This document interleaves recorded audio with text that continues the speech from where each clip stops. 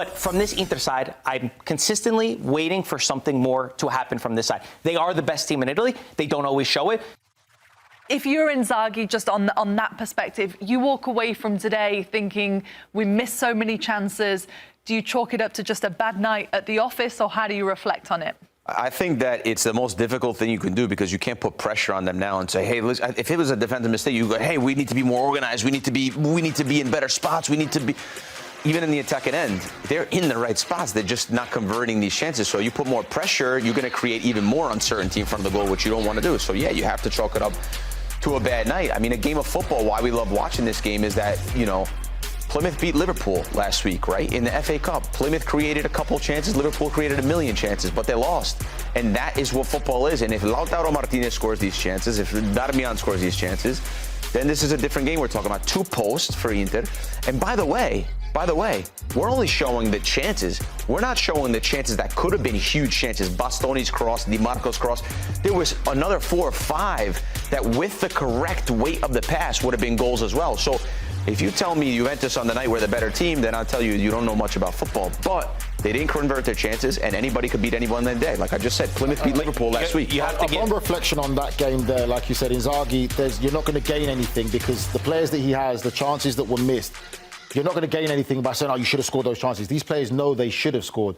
You just have to stay positive. Like you said, if it was other things that were an issue, you'll be more worried about. But they created great chances. They had numbers in the box, and there's nothing you can do about that as a manager of as a coach. You can't do anything about that. It's just down for these players to take the responsibility that they didn't take the chance they got. And when you play top sides, when you don't kill them off when that opportunity arises, you will be punished. That's it.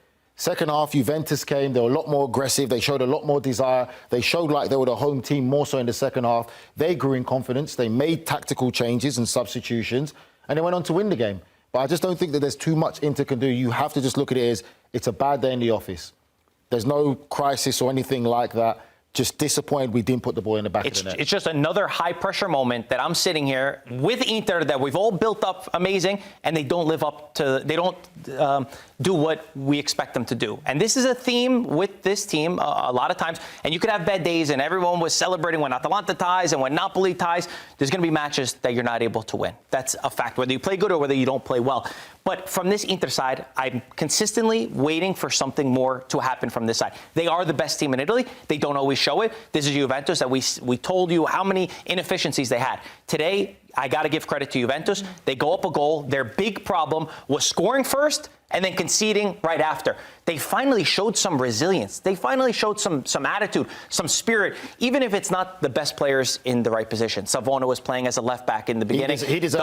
Dumfries was killing him on the right side. Even with all these things going against them, I love the resilience. This is what you want to see. Thiago Motta on the sideline, finally showing the passion. These are games that can turn your season around. Juventus is fighting to get into a Champions League spot right now. They hadn't won 3 all season. Now they win 4 in a row.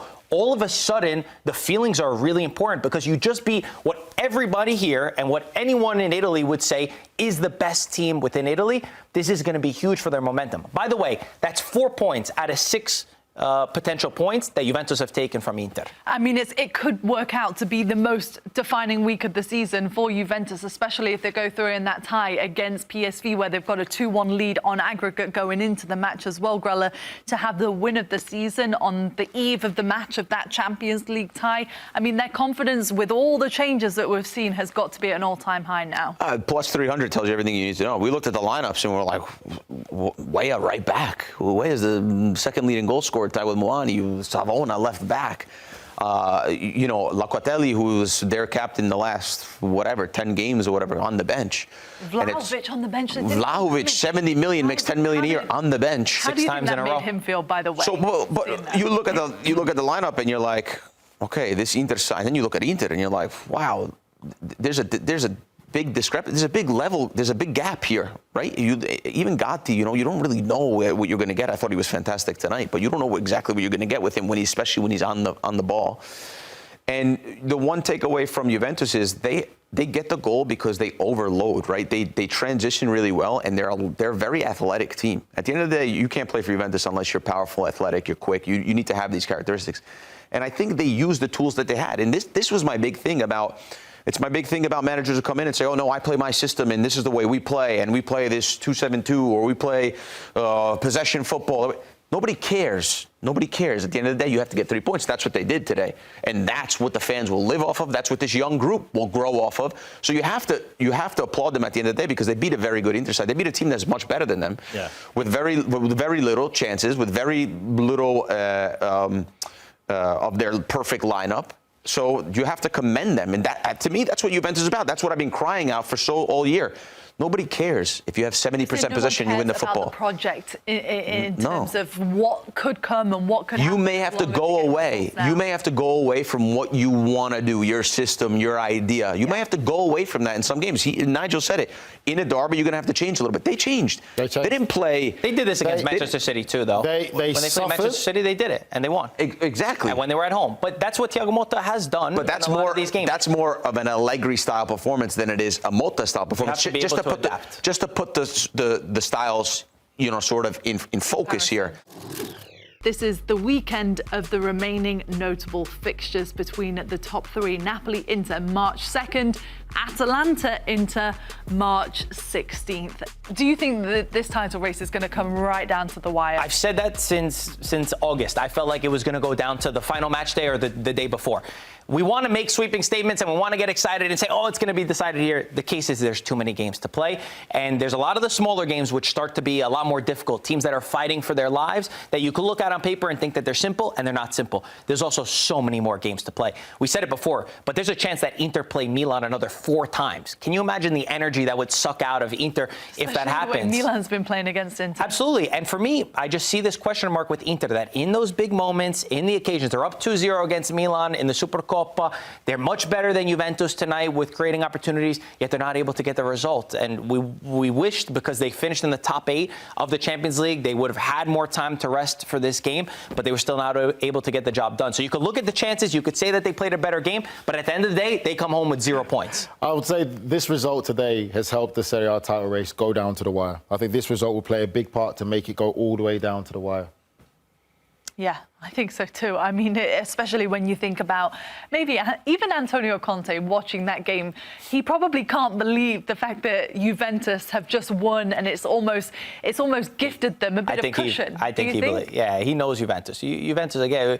Even with the form. He knows that Lautaro was going to miss from the 6, and they were going to hit the post 10 times. Juventus is in the club like Juventus.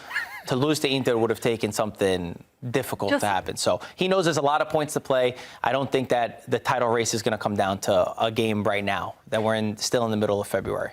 Just a note on Lautaro as well, because we've talked in the past about how he's a bit of a streaky striker, isn't he? He goes lengths without scoring. This season, you boys have given him a lot of credit, saying even when he doesn't score, he's setting up goals. He's doing a lot in the dirty work of the play. Are you concerned in any way that a match like this is going to affect his confidence moving forward? No way. I think he's past that, Maybe if he was a younger and more inexperienced striker, tonight, like tonight, might have broken him a little bit, and it could have put him on a little tilt. But no way. For Lautaro Martinez, no, it's business back to business as usual. There's still, the comment we just got, there's still everything to play for. And he'll know how big his miss is. He'll know that they lost the game because of his miss in the 6th minute, because those are the margins. When top players take that responsibility. When you play anything at the highest level, the margin is like that. And he knew when he missed that and he was down on his knees like that, he knew, that's not good enough. Dumfries the same, and they knew that it's going to be they opened it up to be a difficult game where if they convert, now Juventus have to come out and play against them. Now they have the easier chances, and Inter are usually pretty good at it. The thing when you got with those situations is, you talk about Lautaro and Dumfries. These are not young kids where you could say, oh, they're learning their game, they're going to learn, they still got time to grow.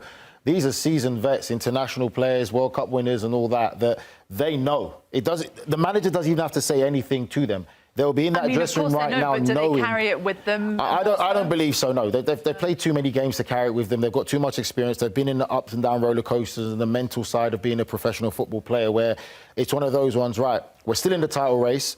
I messed up today. We just got to keep on going. Bobo Vieri told us when we're at the final in Saudi Arabia, he said, I'm nervous as a striker when I'm not getting chances. When I'm getting chances and I'm not scoring, that's normal for a center forward. I start to get concerned if I'm not in the right spots, if I'm not getting the balls. The rest you could solve. So I think that's generally what the best strikers in the world say. So I don't think that he'll fall because of this.